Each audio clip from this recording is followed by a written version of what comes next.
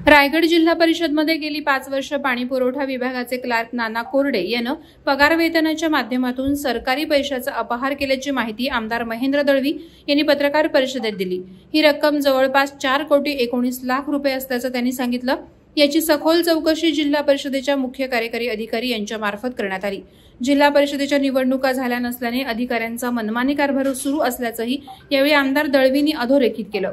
रायगड जिल्हा परिषदेमधील पाणी पुरवठा विभागात क्लार्क असलेला नाना कोरडे तेथील कर्मचाऱ्यांचे दरमहा वेतन काढण्याचं काम करायचा। याचाच फायदा घेऊन त्यानं 6 कर्मचाऱ्यांच्या नावे पगाराव्यतिरिक्त जादा रक्कम दरमहा काढून ते पैसे स्वतःच्या आणि पत्नीच्या नावे रायगड जिल्हा मध्यवर्ती बँकेत जमा केले असे आरोप होत आहेत। साधारण 6 ते 8 कोटींचा अपहार असल्याची प्राथमिक माहिती मिळते।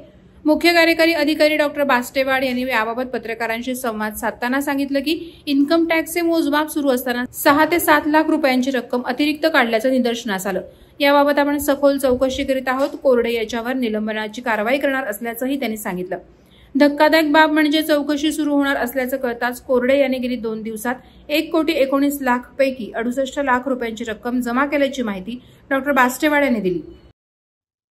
पंचायत राज शिवारत प्रणालीमधून सर्व शासकीय कर्मचाऱ्याचे वेतन दिले जाते। त्यामध्ये जो मूळ पगार आहे त्या पगाराव्यतिरिक्त काही एरियर्स दाखवून पगार बिल काढल्या गेले आणि ही बाब जेव्हा आता इन्कम टॅक्सचं कॅल्क्युलेशन सुरू होते मार्च महिना आल्यामुळं ते एक बिल चेक करत असताना लक्षात आलं की एक्सेस काहीतरी अमाऊंट दिसतो।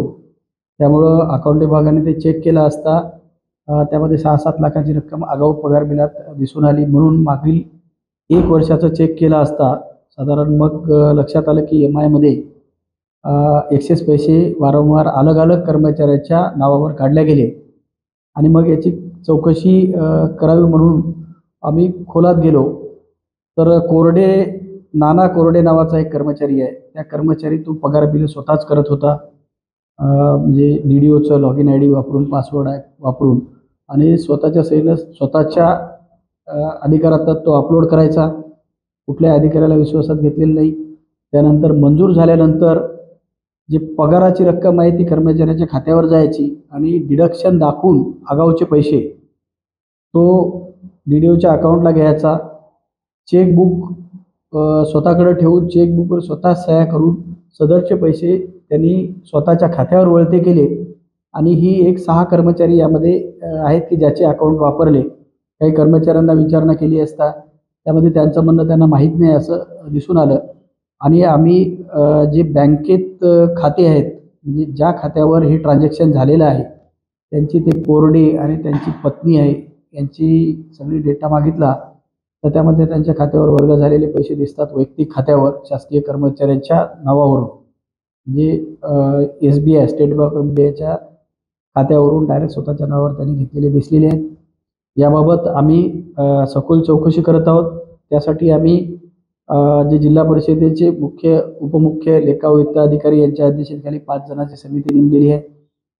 कोरडे जो सदरचा कर्मचारी आहे त्या कर्मचाऱ्यांनी कुठं काम केलं त्याबाबत माहिती घेतली असता यापूर्वी त्यांनी ICDS मध्ये CDPOच्या ऑफिसला अलिबागला काम केलेलं होतं, तिथलं काही रेकॉर्ड चेक करण्याला घेतलेलं आहे।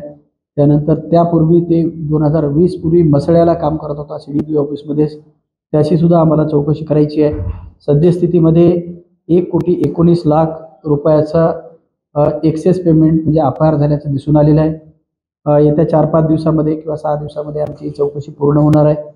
यामध्ये कोरडे किंवा बाकीचे कर्मचारी अधिकारी इन्व्हॉल्व असतील आमच्याकडे डाटा मिळालेला आहे, पण हा कमिटीचा रिपोर्ट माझ्याकडे उद्या किंवा परवापर्यंत त्यांचा जो प्रायमरी रिपोर्ट येईल ते रिपोर्ट घेऊन मी त्याच्यावर कार्यवाही करणार आहे।